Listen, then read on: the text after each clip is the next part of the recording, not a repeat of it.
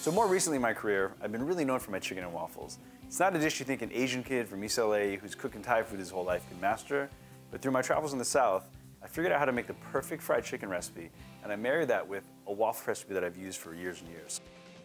So take chicken breasts and you want to split them in half butterfly-wise. In a large food-safe bowl, you're going to pour in your buttermilk, season that buttermilk really well with some seasoned salt, and then add the split chicken breast into that bowl. What's going to happen is the acids in the buttermilk and the seasoned salt are both going to penetrate into the chicken breast, making it extremely flavorful and extremely tender.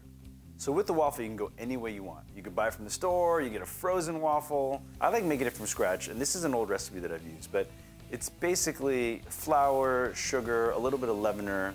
You want to marry that to a little bit of vanilla, milk, and eggs. All those come together at the last second. So add your wet ingredients into the bowl, crack 2 eggs into that, whisk it really well until the eggs are completely incorporated. Now you're going to fold in your dry ingredients and then stir. I don't like to whisk here because you don't want to create so much gluten. You want a nice airy and fluffy waffle. And the way to do that is stir this until it just comes together. Once it's together, put it in something pourable and get that waffle iron hot.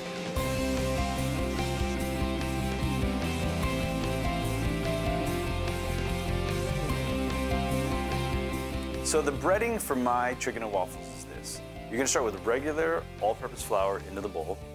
You're gonna follow that with panko breadcrumbs. And you want panko because that extruded white breadcrumb gives you a super great crunchy exterior. Add, again, your seasoned salt. I love seasoned salt. Chicken breast comes right out of the marinade. Don't pat it dry. You want it as wet as possible. And you want to press those breadcrumbs right into that chicken as much as possible. And that goes into 375-degree canola oil. Fry that for about 5 minutes until golden brown and cook through. And you're going to pull that out and get ready to plate your chicken and waffles. I actually take 2/4 of the waffles, stack them and offset them a little bit. Slice a piece of chicken breast in half, offset those, top it with a big fat knob of butter, put a nice skewer in it, and I like to finish it with a little bit of maple syrup, actually a lot of maple syrup, and a tiny little bit of sriracha, but if you like things spicy, feel free to go crazy and make it as spicy as you want.